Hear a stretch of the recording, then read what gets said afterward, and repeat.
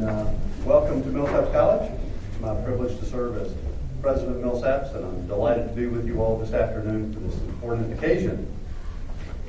A little over a year ago, many of us were here today gathered in the same room to reflect on and celebrate the Education Reform Act of 1982, and also to discuss the ongoing challenges facing public education in Mississippi.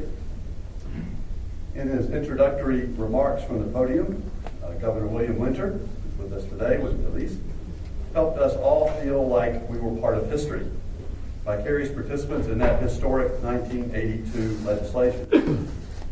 And as he does perhaps better than anyone else in Mississippi, Governor Winter reminded us that the success of our state requires courage and commitment from all. As the president of Millsaps, I must say that one line of Governor Winter's remarks that day had a special impact on me. He began his comments by saying, "Millsaps has been an intellectual oasis in Mississippi for a long time and has provided an inspiration to many of us." The governor's words were, of course, flattering, but perhaps even more importantly, they were inspiring. Governor Winter gave us a charge to make the most of our rich heritage, our location in the heart of Jackson, and our commitment to asking and trying to answer difficult questions. I wasn't the only one that day that left the discussion inspired. Following that panel, two generous alumni of Millsaps, who heard Governor Winter's remarks that day, made an anonymous gift of $100,000 to establish the Elise and William Winter Speaker Series at Millsaps College. The series honors the spirit and determination of Elise and William Winter in their decades-long fight for a better Mississippi. And the endowment, which is held at the Community Foundation of Greater Jackson, will help ensure that Millsaps can continue and expand opportunities for students, Jackson citizens, community leaders, and others to discuss matters of public significance.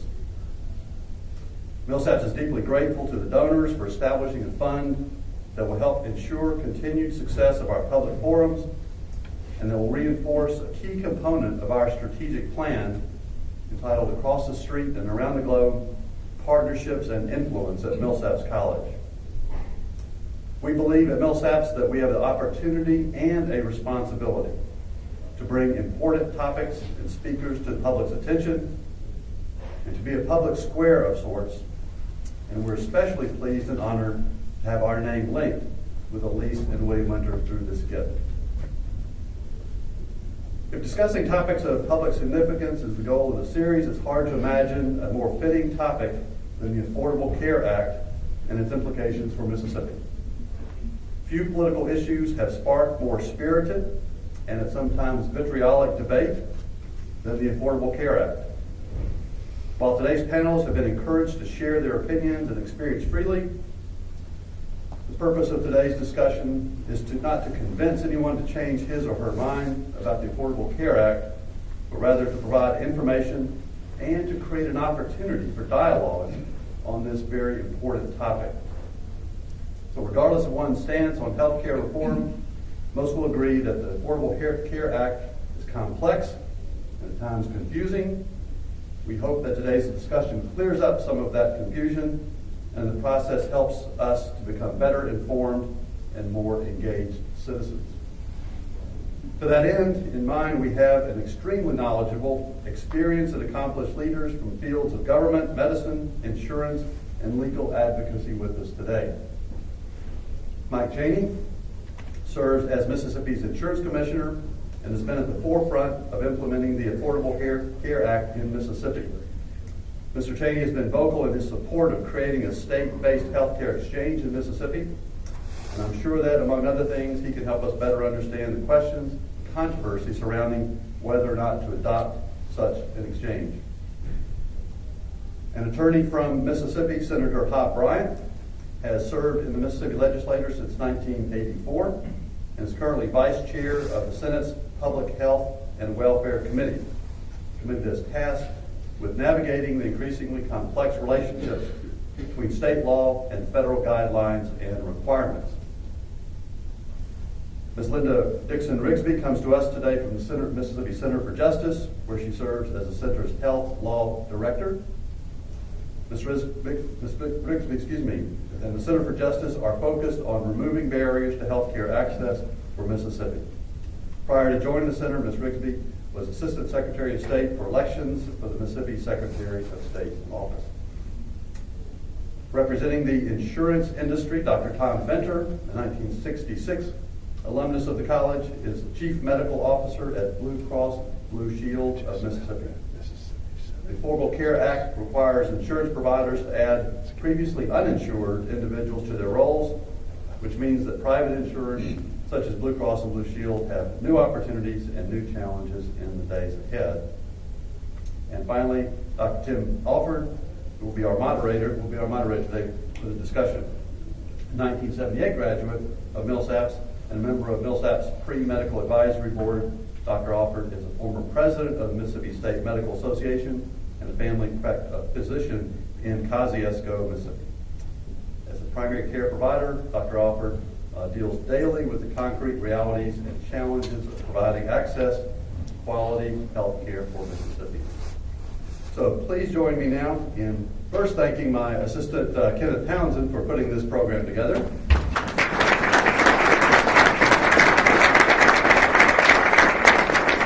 And now join me in welcoming our distinguished panel. Thank you very much.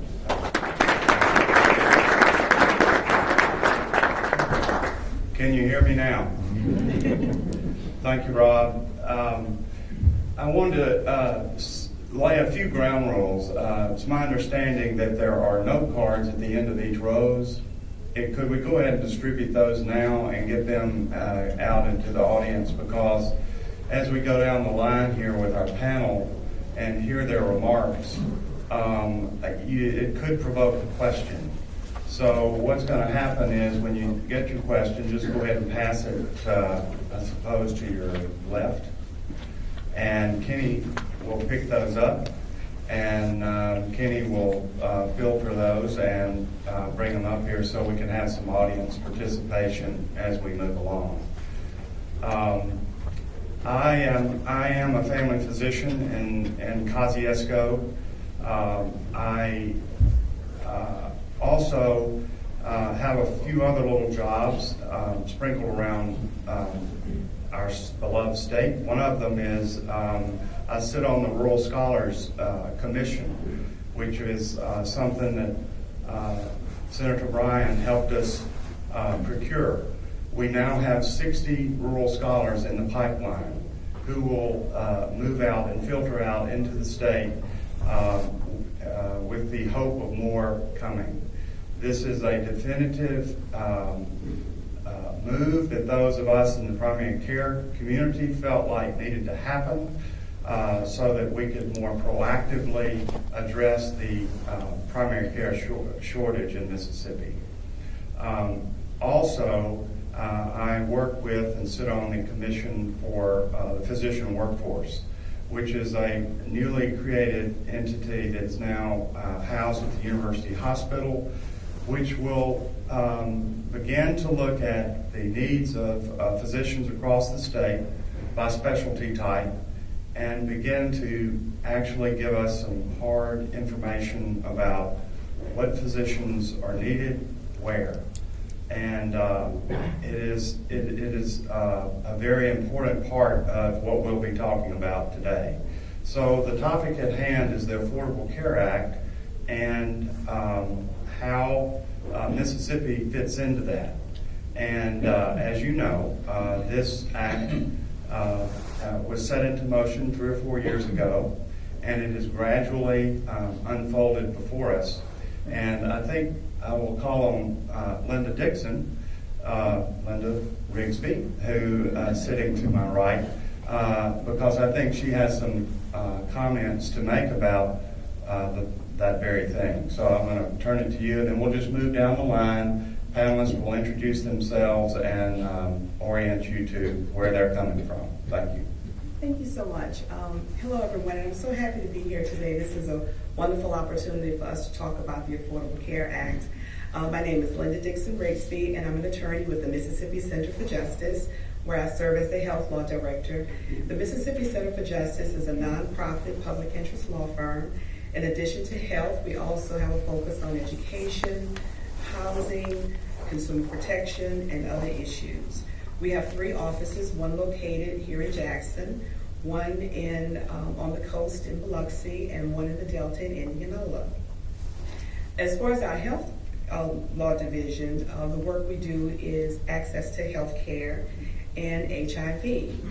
We recently, the Mississippi Center for Justice, the Mississippi Department of Health, and the University of Mississippi Medical Center and the Jackson Medical Mall just recently collaborated and formed a partnership to have the first medical legal partnership in our state where we serve people living with HIV and AIDS who have, we provide free legal services for people who have been discriminated against with employment and housing violations. So there's about 200 in the country, so I'm very happy to say that Mississippi has had its first to serve people living with HIV and AIDS.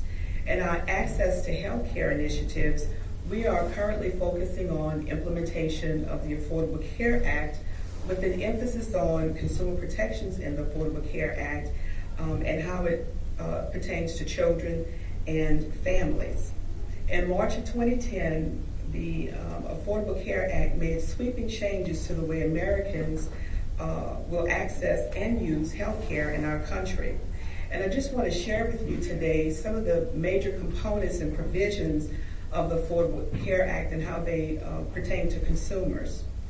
Young adults can now stay on their parents' health insurance up until the age of 26.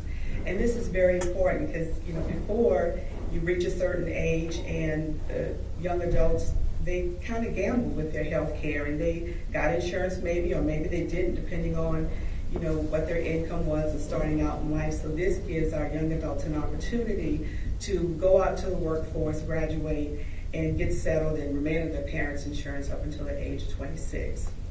In addition to that, another provision is foster children can remain on Medicaid, so they can be in line with their counterparts, and they can remain on Medicaid up until the age of 26 here in our state. Children with pre-existing health conditions can no longer be denied health insurance. 6 months after the Affordable Care Act was passed, this provision was implemented in the states, in the country, and in our state. So this is a wonderful protection for children who have pre-existing conditions. As of January 1st of this year, that also now extends to adults.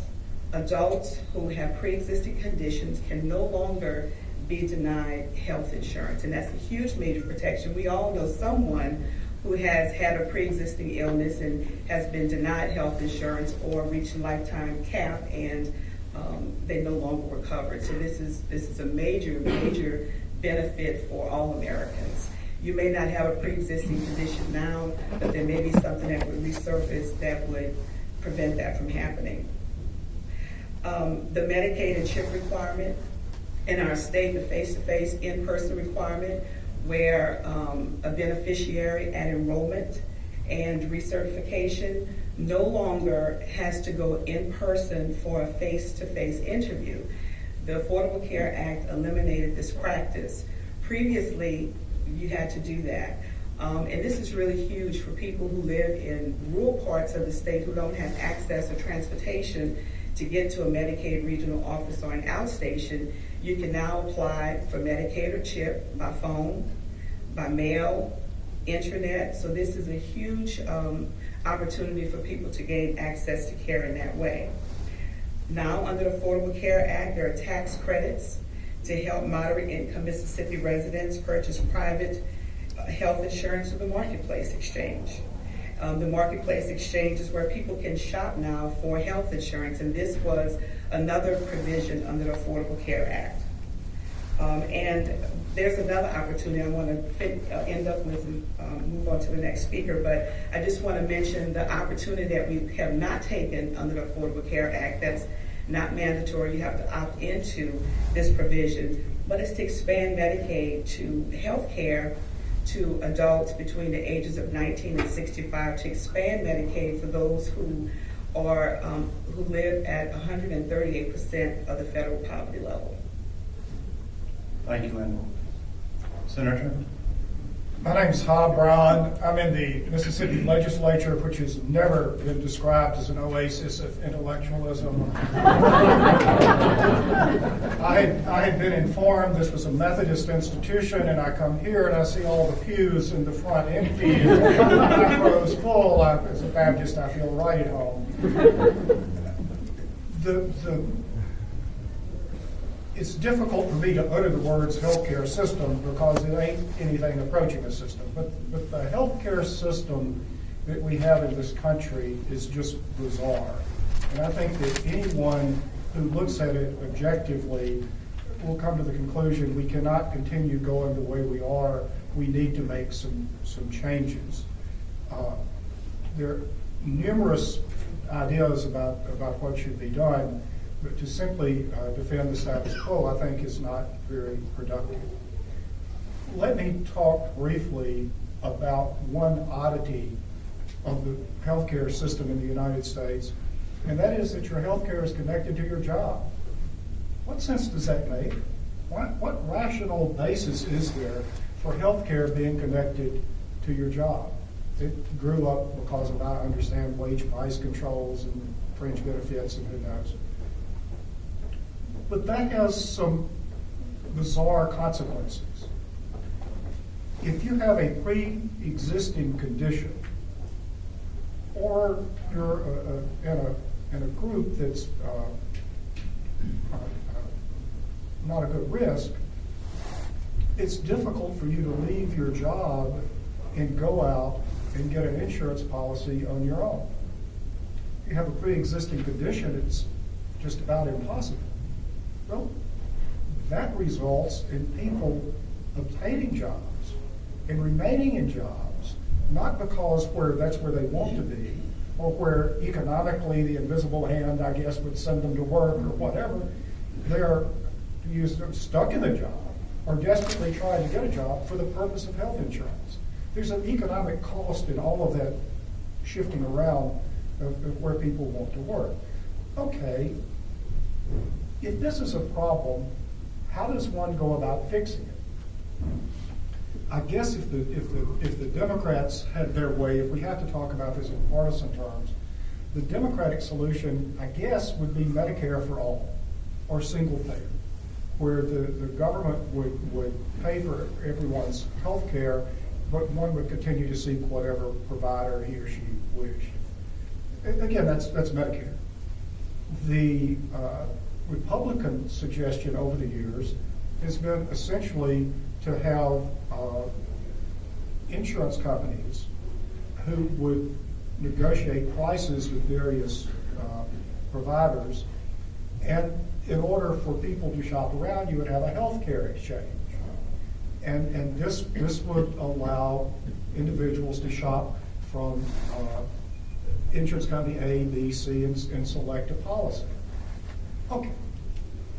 If that's the world you're going to have, there are a couple of things that follow from it. Number one, no insurance company can just sit here and say, I'll make insurance available at the going rate to anyone, because what would happen is all the bad risk, all the people with pre-existing conditions, all the people with very expensive conditions would immediately sign up, whereas healthier people would be less likely to sign up. You'd get a bad pool, and it couldn't be sustained.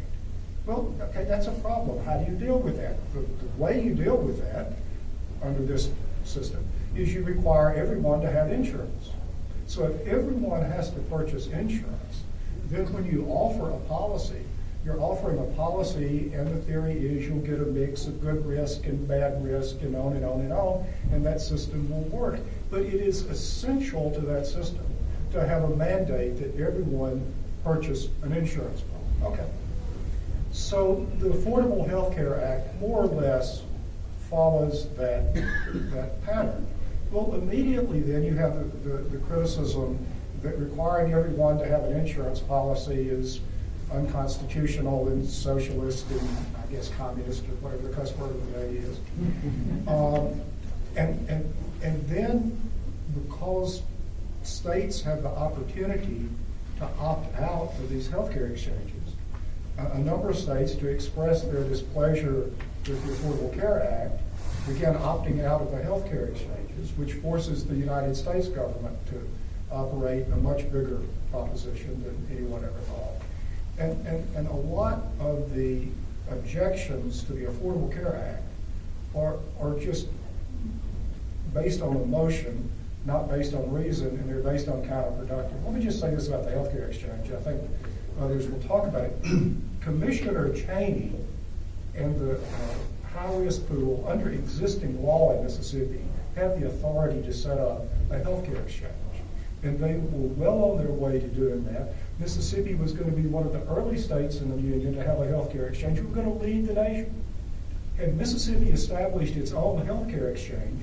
Among other things, we would have had a call center in Mississippi. You know, the people that answered the phone would talk right. We could employ people in Mississippi to answer the phone, and there'd be fairly high-skilled jobs because it takes some training to do this.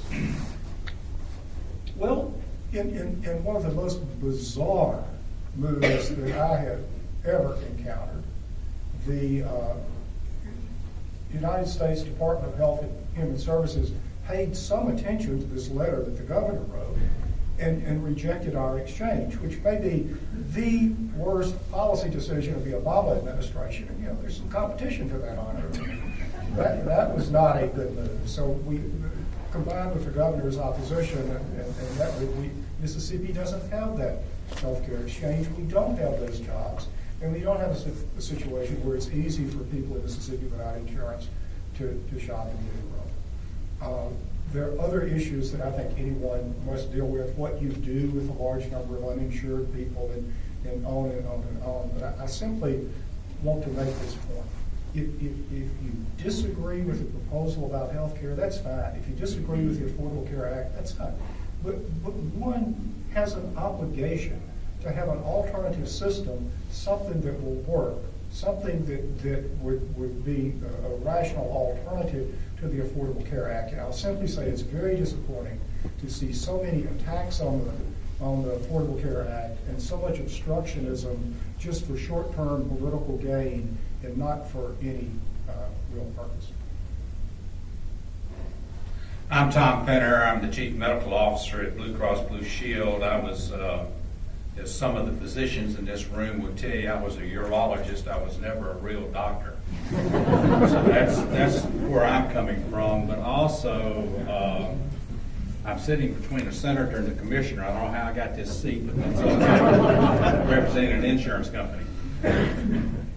From my standpoint, I look at it from the clinical side more than from the regulatory side. And you have to start with that this is a law. It has been passed and it's been upheld by the Supreme Court. So that's what we're dealing with at this point in time. A major concern for an insurance company, Blue Cross, and that's the last time I'll mention Blue Cross, is if you look at our health care system in this country, it is totally dysfunctional. It does not work, in my opinion. The other thing about the Affordable Care Act is it's an act passed for the United States of America, but I promise you, all medicine is local. What you can do with programs and things you want to accomplish for the citizens of Mississippi, you can't apply how things work in Boston, Massachusetts, to a rural area in Mississippi. So you have to think everything is local. And one thing, it is wonderful for people to have health insurance. But people, when they get health insurance or they don't have health insurance and they access our health care system in this country, 30%, 30 cents of every dollar spent on health care in this country and in this state is absolute waste. So 30 cents out of every dollar spent, it does not improve your health care. And I think that's one thing we have to focus on is where is the waste, how to get the waste out of the system. Because under the Affordable Care Act, the cost of health care is going up. The cost of premiums are going up. And how do we work together with the providers, with the regulatory system that we have to keep health care affordable. That's going to be a big issue. I think I really ought to just take notes and not talk. I'm learning a lot I didn't know about him.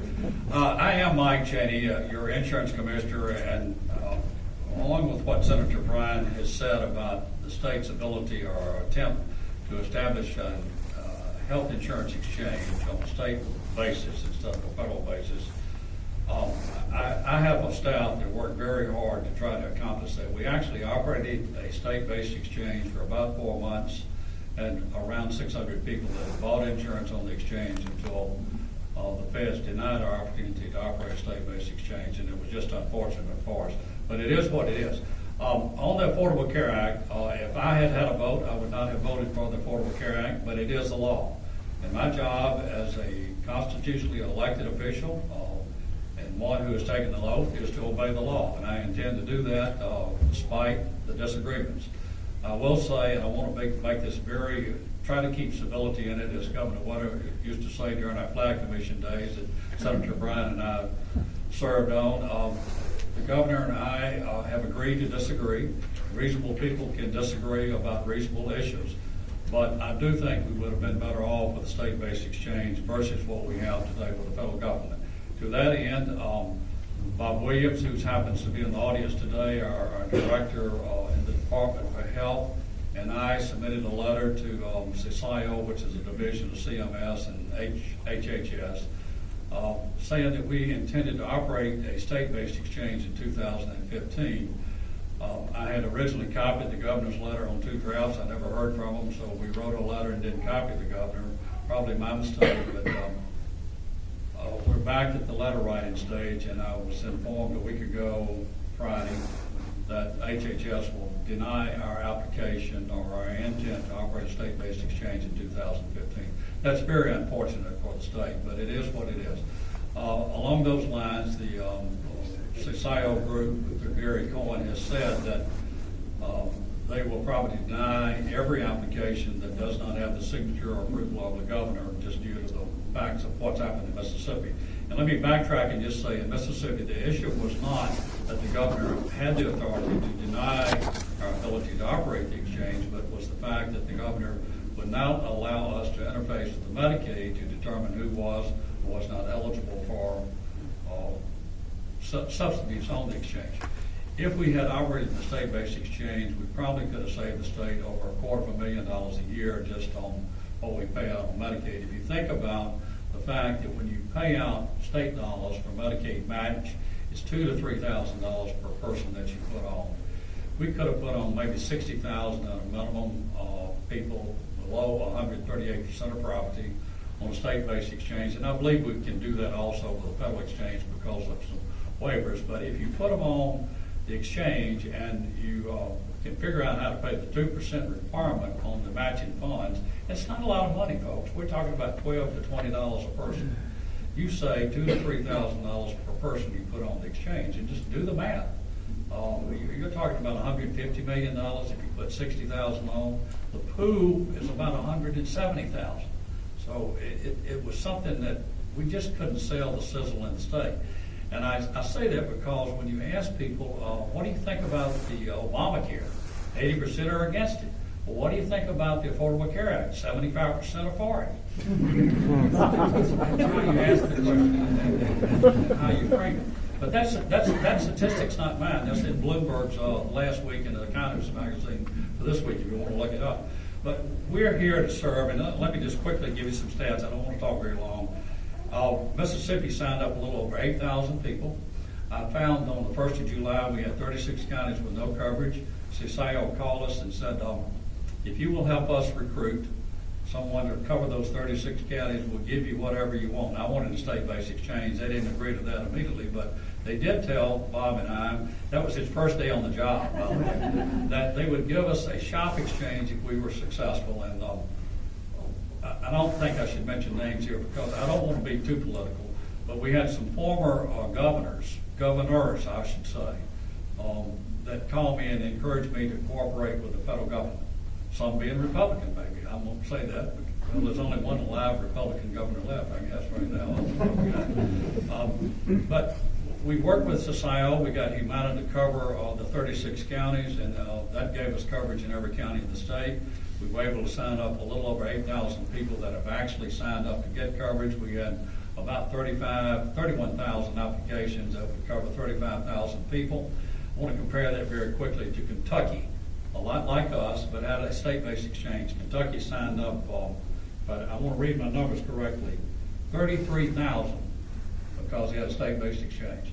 If you look at someone like Rhode Island, which is a third of our size, had a state-based exchange, signed up right at 10,000 people that are actually in the system. So you see the difference between a state-based operation versus a federal operation. Hopefully, in the future, maybe in 2016, we can rectify the problem that we have today, but it is what it is, and we're working within the framework that we have to work within to try to implement the Affordable Care Act. Senator Bryan was very kind in his remarks about the call center, but he is correct. If we'd had a call center in Mississippi, we would have had one in the Delta and one in Jackson, Mississippi area. We would have expended somewhere close to $9 million of federal money to develop that call center and implement it. Instead, the state gave $1 million to do a call center upgrade in Hattiesburg. You hear what I'm saying? That's supposed to take calls for the Affordable Care Act. I'm not sure that's working yet, but there are a lot of things that we could have done if we had had a state-based exchange. But from this point forward, what we have concentrated on is a new option for health insurance, and that's to cover the shop exchange for small businesses in the state, to give them an opportunity to try to get tax credits, provide insurance for those businesses, especially from 50 or less employees. I will tell you, in our surveys, and Ms. Rigsby served on one of our committees, we found that over 2,000 people that we surveyed, that 80% thought that the number 2 thing that they needed to consider when they took a job were the benefits. We're talking about health care. When you ask an employer what was the most important, benefits was down at number 4 and 5. Employees will leave the state of Mississippi if we do not have benefits and we cannot take care of them. On the issue of Medicaid, I've bit my tongue many times, but I don't know enough about the Medicaid. I have to defer to my friends in the Senate and the House that understand it far better than I do. But when you have an uninsured population as large as ours, and we're not any different from our surrounding states, and you have so many people living on the edge of poverty, I think that you really need to weigh the decision that has been made. It shouldn't be a decision that's made politically. It should be about pragmatic facts. It should be about people and how it will affect the state of Mississippi, not only now but in the future. So that's a big issue. There are people on this panel that can answer that question better than I can. Thank you. While we're on the subject, the sunsetting of the state-sponsored exchange, what is the reality there, Mr. Chaney? We will not have a state-based exchange. We just, society told us that you're not going to get one without the governor's signature, and I just don't think that's going to happen unless I can do a lot of praying about it and have a miraculous miracle or something. I don't think he's going to grant us the authority to operate an exchange. So I just think it's out of Dr. Alford. Brief commercial. Teresa Hanna, who heads up our objective thinking body along the healthcare realm, the Center for Mississippi Health Policy. She has some briefs here that include some important information about a lot of these topics that we're talking about, including Medicaid expansion and the state exchange. One of the,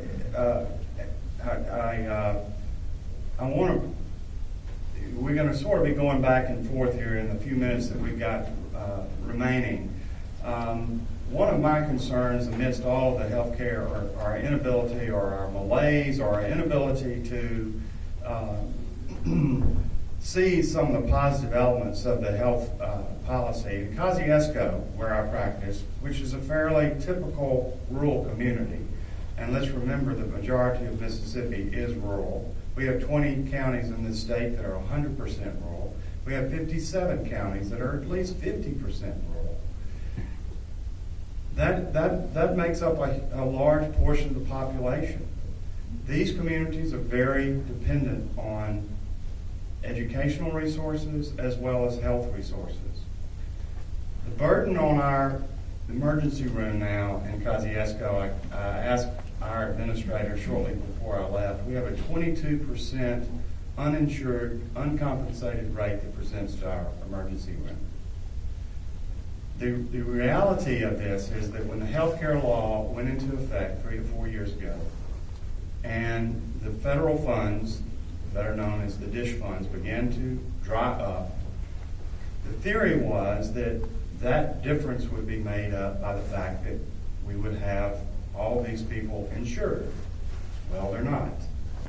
And so what's happening in reality is, in the rural communities, is we will see incredible stresses placed on the rural hospitals.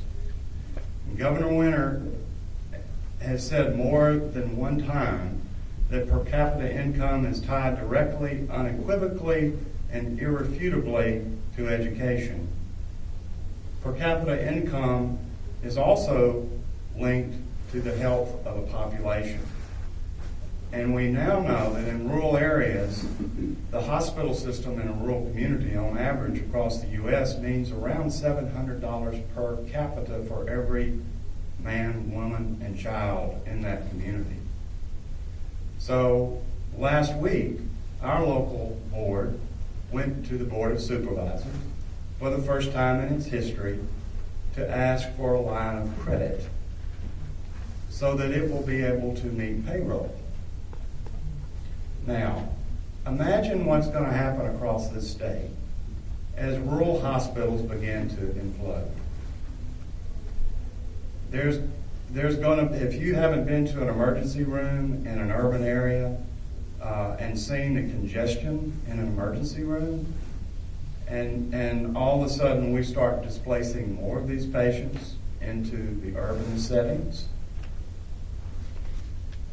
how much of this reality has got to come into our clear line of vision before we actually begin to take some action? I wanted to ask Senator Bryan because I think I've heard him remark on this, just how much money we're talking about right now that we have already surrendered because of our melees or inaction or resistance. How much are we talking about? Can you put that in terms we can all understand? I'm sort of at a disadvantage because I'm not sure of the knowledge of the audience about all this stuff. I don't know if everybody here is really up to speed on the Affordable Care Act, and they can, toss these questions up and catch them behind their back, or if we've got normal people who are living normal lives and not are consumed by this. But basically, the Affordable Care Act, like it or dislike it, is a unified approach, and if you put it together, it's rational. What has happened as a result of the Supreme Court decision and a result of unanticipated obstinance on the part of various states is first one thing and first another is then being pulled out of it, and what's left is odd. As a result of the Supreme Court decision, states can opt out of Medicaid expansion. And the theory of the act is for people whose income is low up to a certain point, you'll all get Medicaid. Then from this point on, you'll get a subsidy to buy health care, and the subsidy originally, if your income is low, is very high, and then it averages out, and that's the method of getting universal coverage. When Mississippi and other states opt out of the Medicaid expansion, that means that there's a group of people whose income is so low they don't qualify for the subsidy on the exchange. So you're too poor to get the benefit of this program. It's completely irrational. The Medicaid expansion population would be paid for in the early years 100 cents on the dollar with federal money. And there is no requirement that any state participate long term. So as of today, every day that passes, The state of Mississippi is foregoing more than $1 million of federal money that could be coming to the state of Mississippi to provide health care for people who are sick and poor and can't afford health care. $1 million a day plus, and every day that passes, just so the governor can prance around and say, I'm not implementing Obamacare. We are turning down more than $1 million a day in federal money that has zero cost to the taxpayers in Mississippi, and we are allowing hundreds of thousands of Mississippians to suffer without health care. Now, that just does not make sense. Furthermore, ultimately, way down the road, eventually the states would have to put up 10 cents on the dollar for the expanded population. Listen to me. When you put $1 into Mississippi's economy and spend it on health care, by the time that money turns over in the economy, by the time you have more people that are employed and people spend the money and pay taxes on it, and the money works its way back to the state treasury, it's way less than 10 cents on the dollar. If you had to pick a figure, it'd be something close to maybe a nickel on the dollar. If that, it would be the additional cost, and that's in the out years. And we don't even have to agree to participate in the out years. And for that amount of money, we are allowing hundreds of thousands of Mississippians to go without coverage. And we are putting providers in Mississippi, in particular hospitals and others, in a position where it's hard for them to keep body and soul together, because this was the method of providing enough money to the hospitals so they could continue to operate. It's the most inexplicable, counterproductive thing I've seen down here, and that's saying a lot. Since you asked.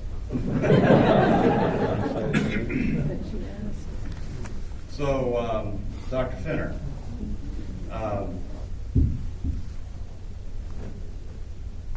and Tom and I go way back. In fact, he is a urologist, but I can tell you that Tom has actually come to probably the last 10 out of 10 family medicine meetings that we have on an annual basis. And I think a lot of the concerns, needs of primary care, Tom has embraced and understands from his position as medical director of Blue Cross the importance of primary care enhancements. One of my heroes, Barbara Starfield, who died June of 2011, who was a pediatrician by training and wound up running the School on Public Policy at Johns Hopkins, who is a strong advocate for primary care, did amazing research that demonstrated, and these are her words, a freely chosen primary care doctor, preferably over several years, is associated with better care, more appropriate care, better health, and lower cost. So what we have been talking about is access to a system that is in a large way broken. Tom, do you have any comments about that as far as the quality measures that are either inside or not inside the law? Well, if you're going to get at the cost of health care, at least in my opinion, you got to get at the word quality. Where is that health care delivered?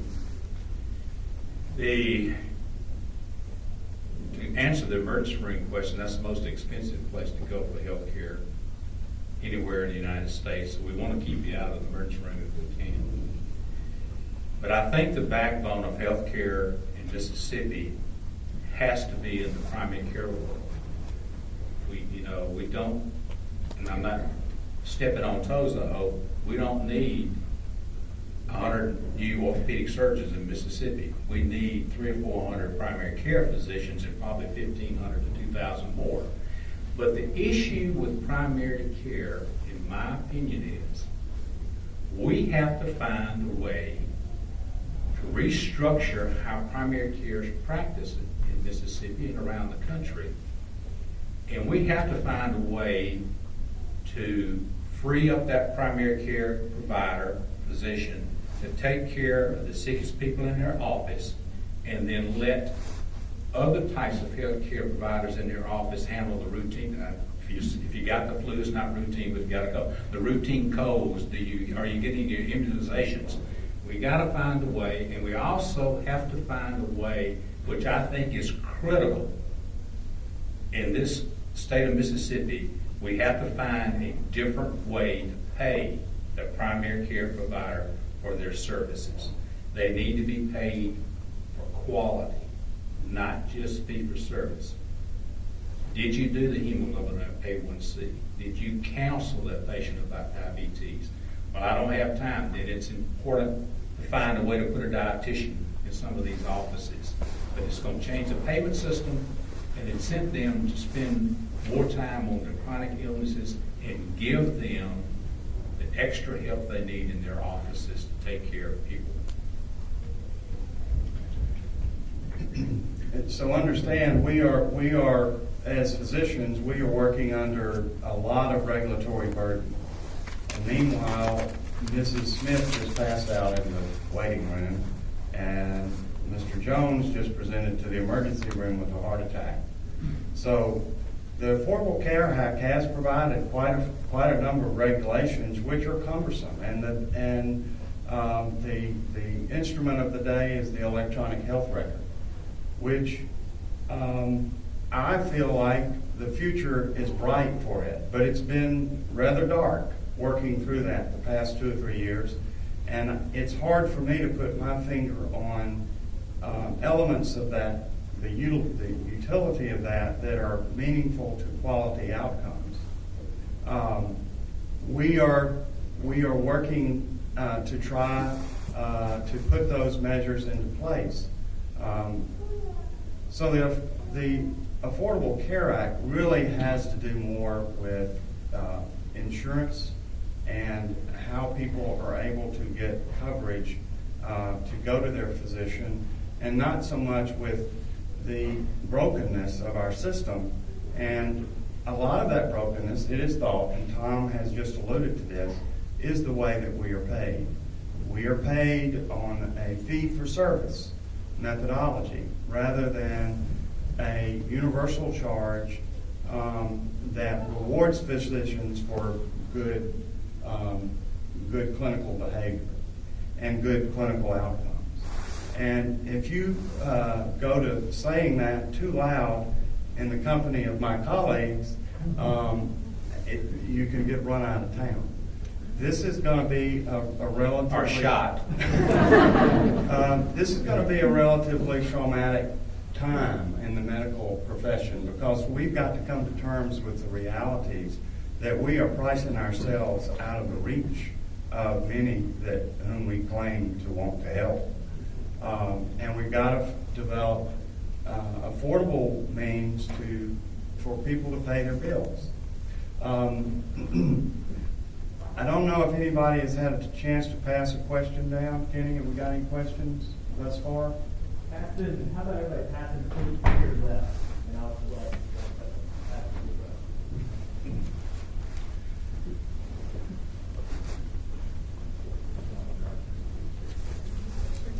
Do we have any? We've got a few minutes remaining. We can take questions from the audience. Dr. Oliver? Yes, sir. I have to ask. Doug? You and Senator Bryan and the others, what in your judgment as experts or involved people, what are the odds of fixing it in Mississippi? Well, when you say when you say how are we gonna fix it? What are the odds of fixing it? Maybe Senator Bryan could enlighten us. My feeling about that is, and then Senator Bryan can give his opinion, is that we may not, some of us in this room may not be on the same timetable. When Medicaid came into reality in the state of Mississippi, that was a 4 or 5 year evolution. It took about that that long to bring our political leadership along.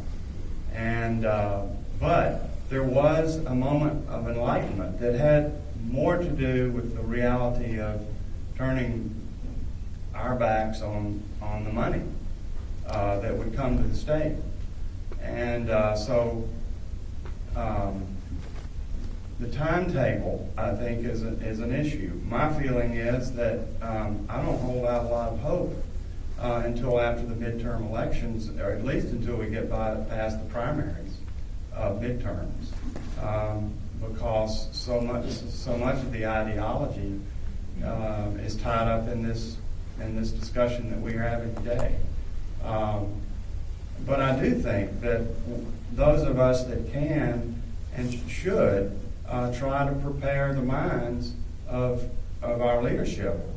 We have an obligation to do that and to continue to pound the drum that we have a huge uncovered portion of our population, and it is putting a drag on the economy of this state. And other states around us are seizing the opportunity. So those cold, hard realities, for example, we mentioned Kentucky. They have a Democratic governor. They are taking the Medicaid expansion money, and they are finding the best way, the sweet spot between Medicaid and the state-sponsored exchange. And they will be at a competitive advantage when it comes to recruiting and retaining primary care physicians. In my office, we have 5 to 6 to 7% of people come in who have no means of payment. That sounds like a lot, but again, I said the emergency room has 22 to 23%. So the default for these people is to the emergency room. Those costs get passed on to our local hospitals and to our local governments. So it's pay me now or pay me a lot more later is what it's amounting to. And how much, to me, the business community, the economic community has got to try to help make the case. And to be quite honest, I think my own profession has been AWOL on this issue. I think we have done a disservice by not being more involved in this discussion than we've been. And I can say this on my home campus. Tom? Yes, the question, how long? I think sitting where I sit and practice medicine, and I'm a patient taking some medicines, that's a HIPAA thing, but I won't go there. But we got to change the culture. We have got to have leaders like, excluding me, you have at this table. If you're waiting to treat diabetes, it's too late. We've got to start with our children in this state and work our way up to healthy adults. If we don't do that, there's not enough money around to take care of all the disease that we're going to see. So how do you take a generation and change it? Just a step at a time. It's not going to be easy, and it's easy for people to say that and everything else, but we've got to have leadership in all the communities and the churches and every place to teach our children and somehow get it affordable so they can buy the good food and that sort of stuff. And until we change that, we're always going to be treating the end results of an unhealthy lifestyle. Have a moment left. I've got a few questions that how much time we got left? Go about 10 more minutes.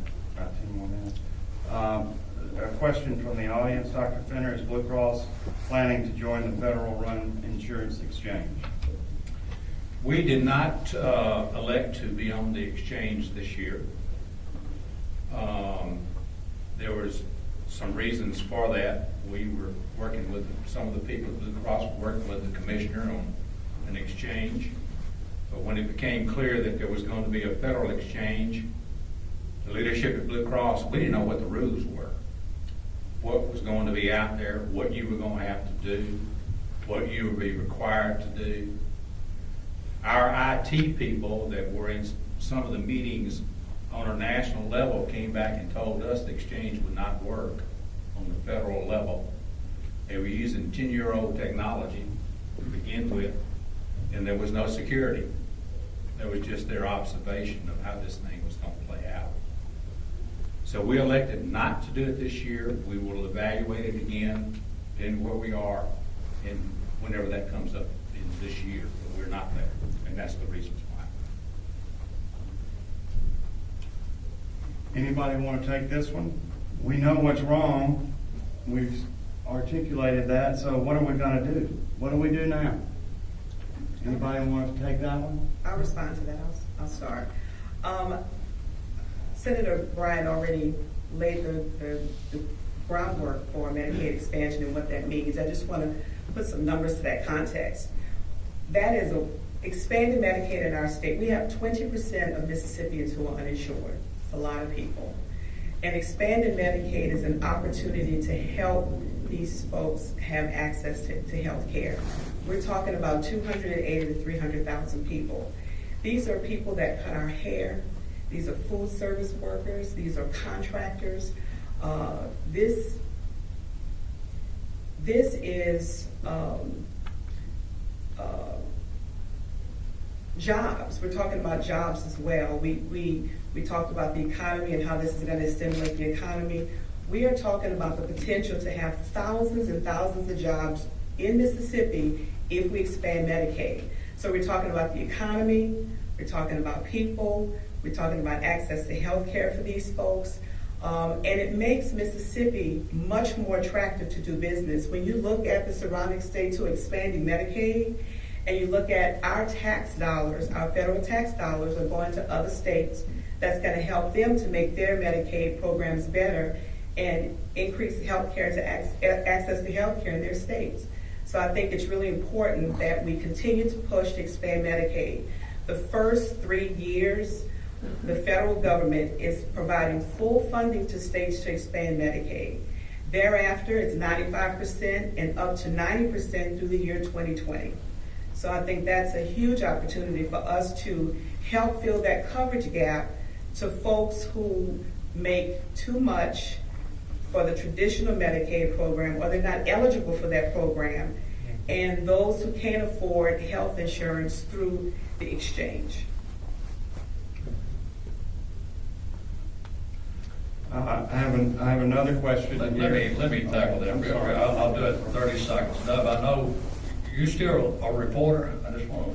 Has been. Has been. Okay. I would do 4 things, and this is the first public statement I made on this. I would take the Medicaid dollars, unless there's a compelling reason that I'm not aware of. I think the state should take the Medicaid dollars. I'll break with a lot of leadership on that, but you got to remember, I live in a fishbowl, and I have to pass legislation and work with the legislature, so I've been low key on that issue. It's not something I regulate. It's not in my purview. But when you leave $1 billion on the table, it's not real smart. And when you think about the fact that Mississippi's threshold is $5,500 or something like that to get on Medicaid, if you make more than that, you can't get on. You've got a large segment of the population that could use help. The second thing I would do is I would go back and use the private exchanges that exist today that are not broken, that are using current technology, and I would interface those private technology exchanges in with the federal government's criteria for eligibility. That can be done in about 90 days. It could be done in parallel with the system that they have today in Washington. It would be interested if you would just sit down and read the GAO report about what happened and why the White House has done what they have done, which I think was a smart move on their part, to go out and hire a private contractor to try to fix the problem with the webpage. We had less than 800 people signed up through Christmas, and within 2 weeks after they got the new webpage up and running, we had over 7,000 people that got qualified to buy insurance. The third thing that you need to look at, you've got to change the way that we do networks. You've got to change the way that we deliver health care instead of fee-for-service. You've got to have quality and outcome. When you look at the way we're headed to a single payer system, I hate to say that, but you can have a bifurcated system if you work at it. I think the issue there is whether or not the medical profession would agree with us on that issue. But the idea here is you lower the insurance cost. Quick example, Mississippi had about 80,000 people that could be counseled under the federal rules on October 1. We worked with Blue Cross, United, all the carriers actually, and said, why don't you renew, give the people the option. And Blue Cross came to us with the letters, we vetted them out. Bob Williams, being a former VP out there, helped me work through the area. And instead of saying you're canceling your policy, we said, we're going to give you the opportunity to renew your policy at less than 5% as an individual through October of next year. Not cancel, just you got to renew it. You got to sign here if that's what you want to do. If you're a group, it'll be less than 10% increase in your policy, and you get it through actually December of 2014. The feds are going to allow us to look at that again, and what we did is we avoided the bullet. Louisiana counseled 95,000 policyholders because they waited too long to address the issue. So there are some things that you can do out of the box to address the issues today. I'm not going to get into the networks, it'll take way too long, but that's a little longer than I wanted to go. Thank you. Thank you. I would like to direct this last question, and I'm going to have a closing remark to Dr. Fenter, because this actually comes from somebody in the audience who's obviously a pre-med student. So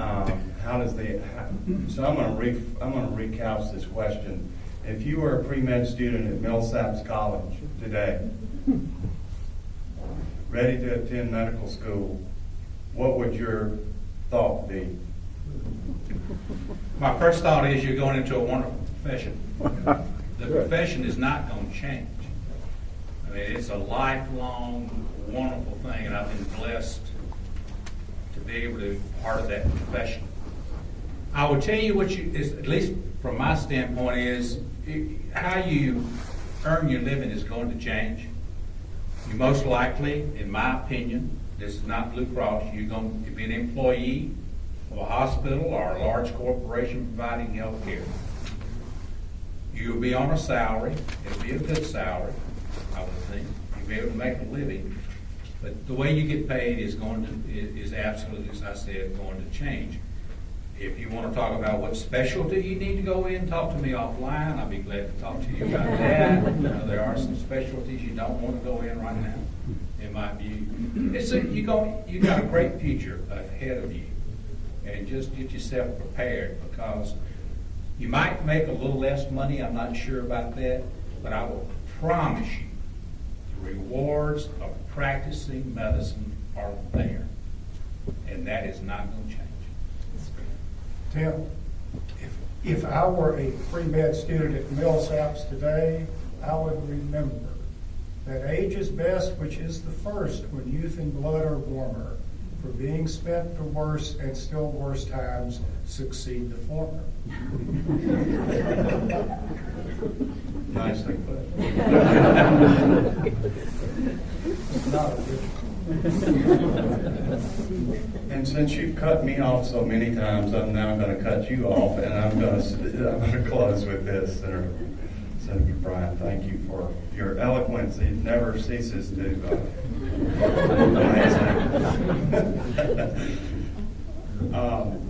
So this is a church-affiliated institution, and